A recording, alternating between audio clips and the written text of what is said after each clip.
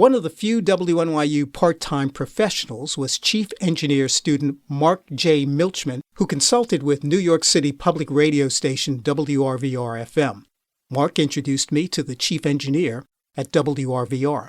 I was hired as a 19-year-old part-time engineer mixing control board operator in 1971 and fired after 1 year for an incident of sloppy work. My bad.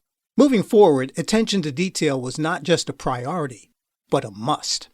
Never burn bridges. WRVR Radio would hire me again as a part-time news writer under Robert Siegel, who went on to NPR. I was also fortunate to serve as a part-time jazz announcer, 1975 to 1976, at WRVR. Here's a quote. Put it this way. Jazz is a good barometer of freedom. In its beginnings, the United States of America spawned certain ideals of freedom and independence through which, eventually, jazz was evolved. And the music is so free that many people say it's the only unhampered, unhindered expression of complete freedom yet produced in this country. End quote. Duke Ellington. Jazz lovers and the listeners of this music on the radio are very passionate. The postal letters would flow into the station. This condensed note, during my second WRVR run, is from Brian D., addressed to me. Brian did not date his letter, but the postmark on the envelope says 1975.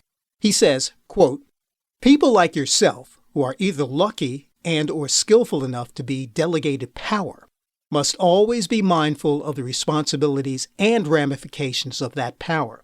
Now, RVR pretentiously lays claim to the throne of being the jazz station of New York.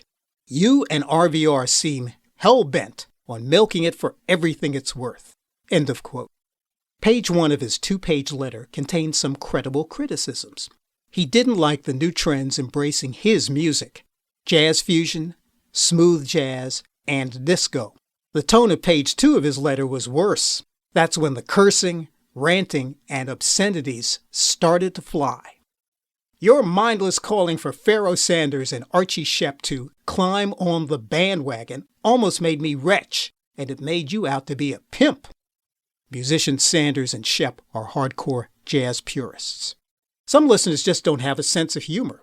Other respected diehard players like Herbie Hancock eventually experimented with the changing times.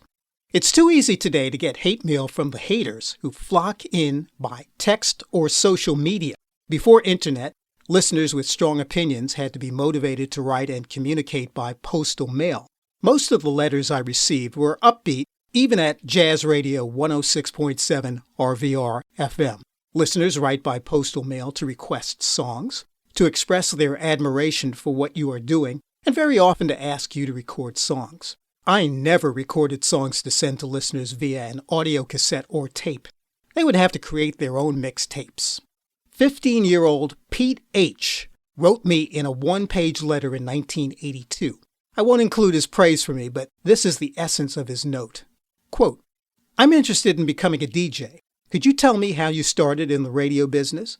For example, what college did you go to? What experience did you have? How would you suggest I get started? I'm in 9th grade, about to go into high school. I call you off and on every once in a while, but I'll call you Tuesday at 9 p.m. Okay?" End quote. Yes, he called me at the radio station. I often got letters like this asking for advice about how to break into the industry. Many of these letters are still in my possession. It's another reason why I decided to share my story with you.